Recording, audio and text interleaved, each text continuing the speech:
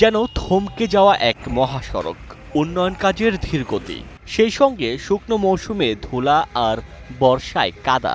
ভোগান্তির আরেক নাম এখন ঢাকা সিলেট মহাসড়কের ব্রাহ্মণবাড়িয়া অংশ। আশুগঞ্জ থেকে বিশ্ব রোড পর্যন্ত ১২ কিলোমিটার অংশে প্রতিদিনই থাকছে এমন যানজট। আধা ঘন্টার পথ পাড়ি দিতে লাগছে ঘন্টার পর ঘন্টা।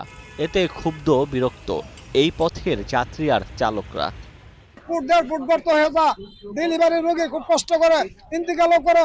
এমনকি আমরা জনগণ যে যাতায়াত করতে গেলে আধা ঘন্টার রাস্তা আপনার ২.৫ ঘন্টা ৩ ঘন্টা লাগে ব্রাহ্মণবাড়িয়া সদরঘাট হচ্ছে।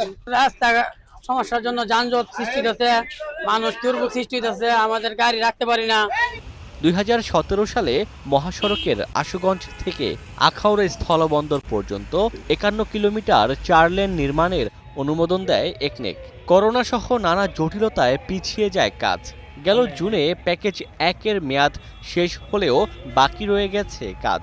বিভিন্ন স্থানে তৈরি হয়েছে গর্ত, ঘটছে দুর্ঘটনা। ক্ষয়ক্ষতি, ব্যবসার ক্ষতি, গাড়ির ক্ষতি, যাত্রীর ক্ষতি, কত যাত্রী ফ্লাইট পর্যন্ত মিস হয়ে যায়।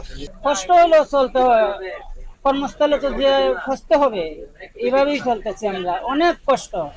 যান চলাচল নির্বিঘ্ন রাখতে হিমশিম খাচ্ছে হাইওয়ে পুলিশ। আর সড়ক বিভাগের দাবি এ বছরের ডিসেম্বরের মধ্যেই শেষ হবে কাজ।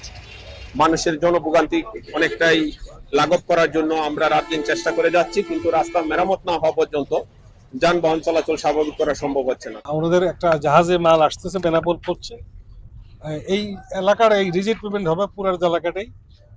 হয়তো ডিসেম্বরের মধ্যে এটা কাজটা শেষ হয়ে যাবে, এটা আশ্বস্ত করতে পারি। সড়ক বিভাগের তথ্য মতে মহাসড়কটি দিয়ে দৈনিক গড়ে ২২,০০০ যানবাহন চলাচল করে।